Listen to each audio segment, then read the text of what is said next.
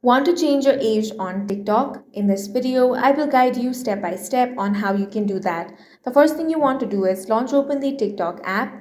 Make sure to log into your account. Now, you want to tap on the profile icon at the bottom right corner of your screen. Then tap on the three lines at the top right corner. From here, select settings and privacy. Now you will find there is no direct option to change your age. So instead, you want to tap on report a problem. Then select account and profile option. Now select editing profile. From here, tap on the other option. Now tap on need more help.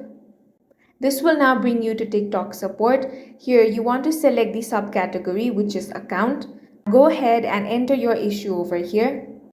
You want to mention that you need to change your date of birth. Now the customer support will ask you some details such as your documents to prove your correct age. You want to make sure that you provide all of that. Simply follow the instructions and you will be able to change your age. And that's all for this video. If you found it useful, make sure to hit the like button and subscribe for more videos like this.